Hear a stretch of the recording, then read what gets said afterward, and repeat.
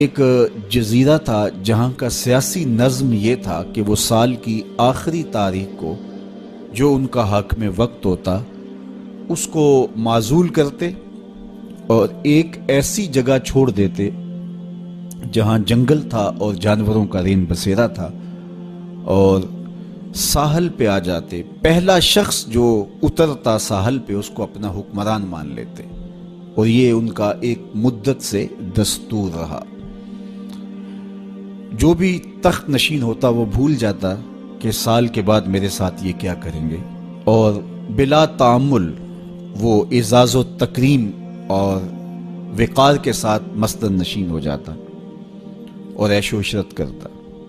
ایک دفعہ وہ اپنا حکمران جنگل کے سپرد کرنے کے بعد ساحل پہ آئے تو جو سب سے پہلا شخص ان کی دھرتی پر، ان کے جزیرے پہ اترا، وہ بڑا دانا بینا شخص تھا اور پیشے کے اعتبار سے تاجر تھا۔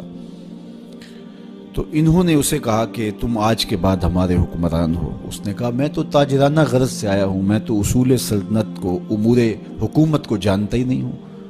انہوں نے کہا یہ ہمارا دستور ہے، اور ساری کہانی سنائی کہ ہم سال بھر تخت پہ بٹھائے رکھتے ہیں، سال کی آخری تاریخ کو وہاں سے اٹھاتے ہیں اور دوسری جانب ایک جنگل ہے جہاں ہم اس کو پھینک آتے ہیں۔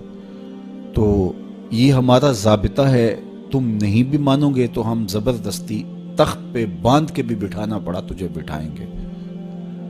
تو جب وہ مصر ہوئے تو اس نے کہا کہ مجھے یہ بتاؤ کہ سال بھر میری بات ماننے کے لیے تو آمادہ ہو گئے؟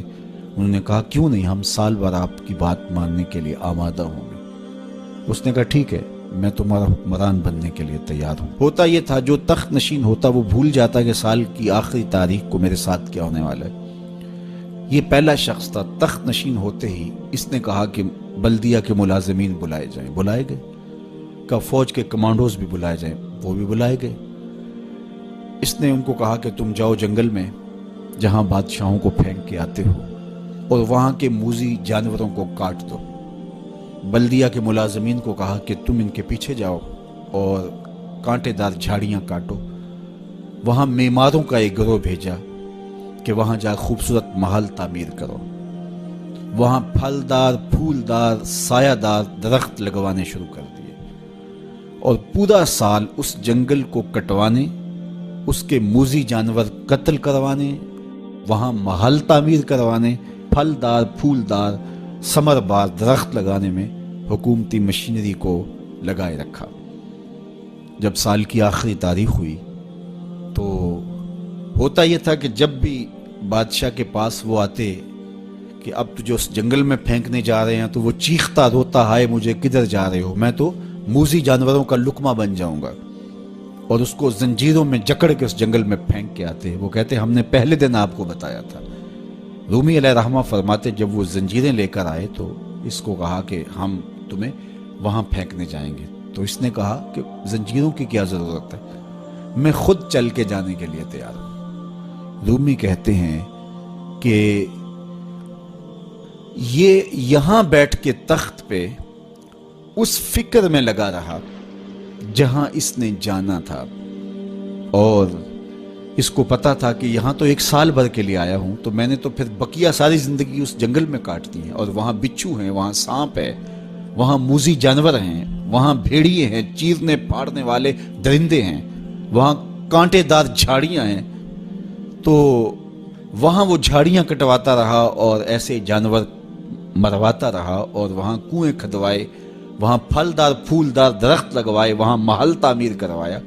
تو اس نے خوشی سے کہا مجھے کیوں جکڑتے ہو، میں تو چل کے اس جگہ پہ جانے کے لیے تیار ہوں، اس لیے کہ اب وہ جنگل اور خوفناک جھاڑیاں نہیں رہیں بلکہ وہ ایک خوبصورت باغ بن چکا ہے، اور وہاں موذی جانور نہیں رہے، وہاں پرندے چہچہا رہے ہیں، کوئلوں کی دل آویز صدائیں ہیں، وہاں بلبلوں کے چہچہے ہیں، تو میں تو وہاں جانے کے لیے تیار ہیں۔ تو انہوں نے کہا کہ ہم بھی ایسے ہی بادشاہ کی تلاش میں تھے کہ جو مستقبل کی بہتری کا ضامن بنے۔ تو کہا کہ جناب آج سے ہم اپنا قانون بدلتے ہیں، آپ تخت پہ ہی رہیے، جس طرح جہاں جانا تھا وہاں کے لیے آپ نے پورا سال محنت کی اور اس کو گلزار بنا دیا، تو آپ تخت پہ بیٹھیے اور آج کے بعد آپ ہمارے مستقل حکمران ہیں اور اس ملک کو گلزار بنا دیجئے۔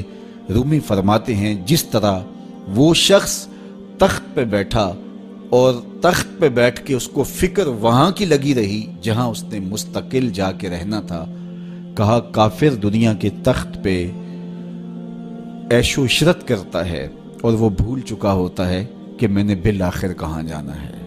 فاسق اور فاجر بھول چکا ہوتا ہے کہ اس نے کہاں جانا ہے، لیکن صالح مومن اس دنیا پر آرام سے نہیں بیٹھتا، اس کا سارا خیال، اس کی ساری توجہ وہاں ہوتی ہے جہاں اس نے جانا ہوتا ہے، اس لیے وہ یہاں بیٹھ کے قبر کے کیڑے مکوڑے ختم کرتا ہے، یہاں بیٹھ کر کے قبر کے سانپ کاٹتا ہے، یہاں بیٹھ کر کے اپنے اعمال کے لشکر بھیج کے وہاں کے بچھو ختم کرتا ہے، اور جب وہ اس دنیا سے رخصت ہوتا ہے تو القبر روضۃ من ریاض الجنہ، تو قبر جنت کے باغوں میں سے ایک باغ بن چکی ہوتی ہے۔